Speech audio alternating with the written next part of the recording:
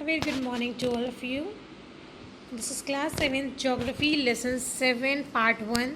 The name of the chapter is water. You people know it very well that water is the most essential thing for survival, and you people know it very well that 70% of earth's surface is covered with water. Therefore earth is also called as blue planet or hydrosphere also we can say.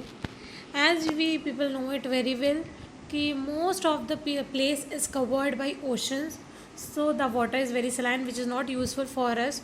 Only 1% is useful for all of us. As in last chapter we have already explained, I have already explained you about water cycle. Once again I am reminding you कि what is happening in water cycle. Firstly, transpiration or groundwater evaporates due to sun's heat. Now, due to sun's heat, these evaporated water forms water vapor. This water vapor forms cloud.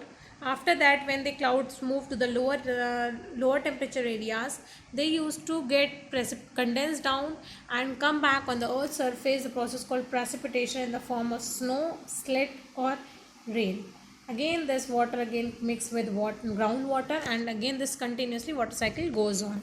So basically the as I told you कि most of the water is covered by oceans. So movement of oceans, and that three things are there we are going to discuss today: waves, tides, and ocean currents. If I talk about ocean current, so it is of two type: warm ocean current or cold ocean current. Warm ocean currents move from equator towards pole, where is cold से आपको समझ में आ रहा है ये poles की side से, तो पोल से इक्वेटर की तरफ आ रहा है, that is called as cold ocean currents.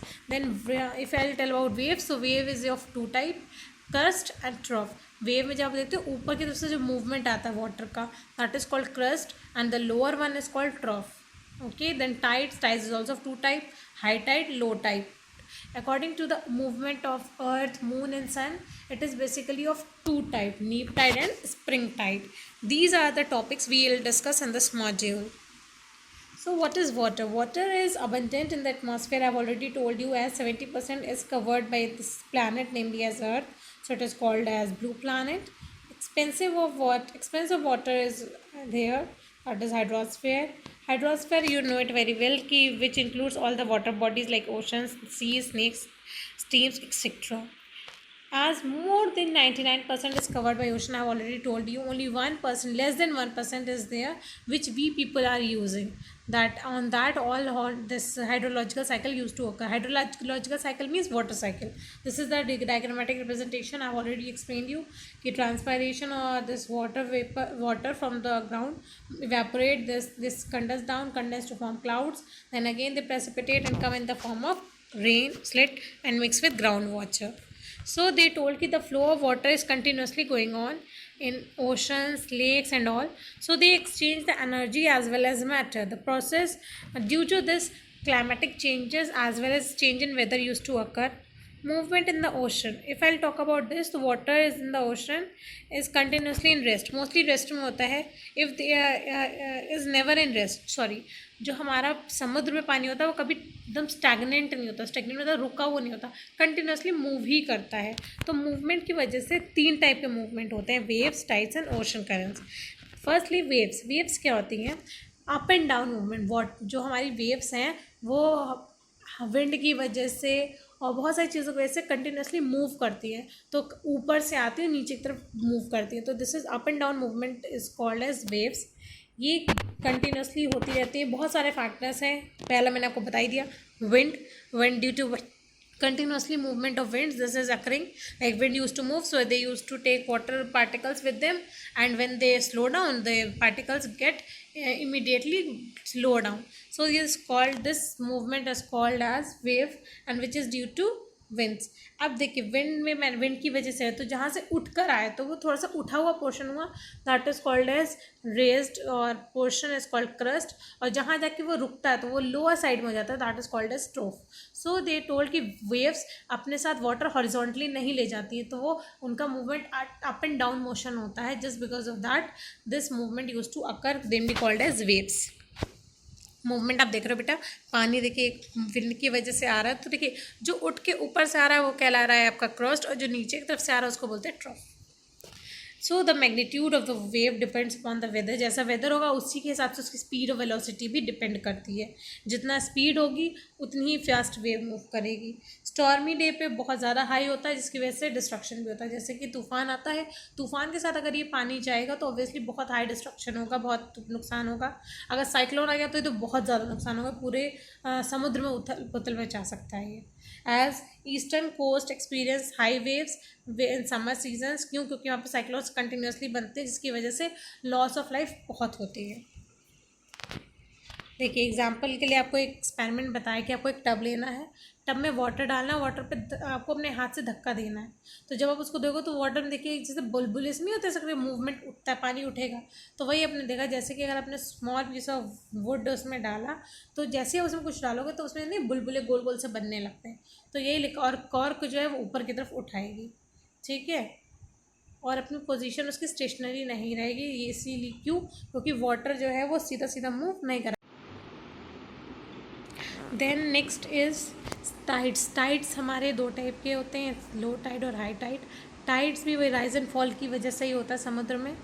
ये मेनली मून और सन की पोजीशन की डिफरेंस की वजह से होता है, क्योंकि जब अट्रैक्ट करता है ना वाटर, तो जब बहुत हाई लेवल पे मतलब एक्सटैंड बहुत तेज़ खींच रहा होता है तो हाई टाइड बनते हैं। जब वाटर जो होता है सन बहुत ज़ोर से इवेपोरेट करता है, मतलब खींच रहा होता है अपनी तरफ, तो हाई टाइड्स बनते हैं। जबकि अगर वाटर का मूवमेंट लो होता है than they forms low tides. Then tides as पर हाई मैग्नीट्यूड, जो है हाई मैग्नीट्यूड ये बहुत मतलब बहुत हाई पोजीशन पे है, that is called as spring tide. इसमें पोजीशन का बेटा बहुत मेन रोल है। सन मून और अर्थ स्ट्रेट लाइन में, हमेशा याद रखना है, जिसमें स्ट्रेट लाइन है वो स्प्रिंग टाइड कहलाता है। इसमें सबसे ज़्यादा अट्रैक्शन होता है सन, मून और सन का, जिसकी वजह से हाई टाइड्स फॉर्मेशंस होते हैं। ये सिचुएशन फुल मून और न्यू मून डे वाले दिन ज़्यादातर पाई जाती है। Along with that sun and moon जब 3 ट्राइंगल्स के फॉर्म में होते हैं, मतलब एक दूसरे के पास होते हैं, मतलब ना सन अर्थ की तरफ होता, मतलब अट्रैक्शन बिल्कुल ही कम होता है, एक दूसरे से बिल्कुल दूर दूर होते हैं, then it is called as neap tide. ये फर्स्ट और थर्ड क्वार्टर ऑफ मून में ही होता है। इसमें टाइड्स बहुत कमज़ोर होते हैं, क्यों? क्योंकि अट्रैक्शन सबसे लो है, लो अट्रैक्शन की वजह से ये नीप टाइड कहलाते हैं। यहाँ पे अट्रैक्शन लो है जबकि स्प्रिंग टाइड में बहुत हाई होता है। अगर डायग्राम में देखो बच्चा तो सन अपनी पोजीशन पे है, यहाँ देखिए ये अर्थ जो है सन के बिल्कुल सामने, तो आराम से मूवमेंट जो है नहीं हो पा रहा। देखिए मून इधर है, ठीक है, तो आराम से अट्रैक्शन इजीली नहीं हो रहा है, ट्रायंगुलर फॉर्मेशन कर रहा है, जिसकी वजह से टाइड्स का फॉर्मेशन बहुत लो है, इसीलिए इसको नीप टाइड बोलते हैं। जबकि यहाँ पे देखिए अर्थ बीच, मून बीच में, अर्थ साइड में, तो देखिए इस साइड में भी अर्थ का पोजीशन हो रहा है और अपनी तरफ भी प्रेशर क्रिएट कर रहा है, तो दोनों तरफ प्रेशर लग रहा है, इसलिए इसको स्प्रिंग टाइड बोलते हैं। देखिए अगर आपको न्यू टर्म्स में देखिए तो periodical rise and fall is called tides. अब टाइड्स दो टाइप के होते हैं, अगर हाई मैग्नीट्यूड तो स्प्रिंग टाइड, लो मैग्नीट्यूड है तो नीप टाइड। ये फर्स्ट और थर्ड क्वार्टर में एग्जिस्ट करते हैं। अब टाइड्स क्यों इंपॉर्टेंट है? टाइड्स हमारे लिए इसलिए इंपॉर्टेंट है, क्यों? क्योंकि जब हमारे ये टाइड्स फॉर्मेशन करते हैं, it use to occur near the coastal areas and where big ships are there to enter the port. अब आप पोर्ट पूछोगे क्या हो ma'am? Port is the place where ships are standing, means they use to go the place. So Kandla port is in Gujarat, diamond harbour is in west, they exist only because of tides. Tides are making rivers navigable, tides की वजह से ही reverse में movement होता है। दे told कि जितना high tide होगा depth of water भी उतनी ही इंक्रीज करती है, and due to which it is navigable. Navigable means movement is very easy. Prevention of silting of harbour, along with that tides की वजह से जो है सिल्ट जो होती है मड रिमूव नहीं होती है, जिसकी वजह से स्टिल्टिंग ऑफ हार्बर होता है। मतलब आराम से नदी में पानी में मिट्टी रहेगी तो ऑब्वियसली वहाँ पे शिप्स स्टैंड कर पाएंगे। So this also helps. Then the world's first major tidal power station was opened in France in 1966. It has 24 generators to have this output. Then generation of electricity is also very important from tides. Like tides की वजह से electricity generate होती है, उसमें आपके winds लगते हैं, shaft लगते हैं, जिसकी वजह से वाटर से इलेक्ट्रिसिटी बनती है, जिसको बोलते हैं hydro electricity. Along with that fisherman, because of tides fishes from the depth of the sea used to come near the ocean side, and this fisherman can easily get fishes and sail to the sea, and this used to happen. Sailing to the sea is also very easy. वो आराम से fisherman's भी अपने मतलब बिल्कुल centre से आपको movement की वजह से ईजिली जो है समुद्र के किनारे पहुंच जाते हैं। Then ocean currents. Ocean currents is the movement of water in a particular direction, namely called as ocean currents. Ocean currents are like rivers which is in thousands of kilometers. So the water movement at a very high speed, like 2 to 10 kilometers per hour, is called as this ocean current. So the movement of water on the surface of the ocean is very, maybe it can be broad, slow or shallow, depends. This is called as drift. कि जितना movement हो रहा है वो बहुत चौड़ा भी हो सकता है, बहुत स्लो भी हो सकता है, ये बहुत डीप भी होता है. तो उसकी स्पीड हो जाती है 1 to 3 किलोमीटर्स पर डे, तो बहुत हल्की हो जाती है. तो this is called drift. Now currents is of two type, warm current and cold current. Warm currents originate near the equator, मैंने आपको स्टार्टिंग में बताया था, और ये इक्वेटर से पोल की तरफ बढ़ते हैं, जबकि कोल्ड करेंट्स पोल से इक्वेटर की तरफ आते हैं. So by this we have reached to the end of the module. In next module we'll discuss about how ocean currents caused. Thanks for watching students. Please do it well. Hope you all enjoyed.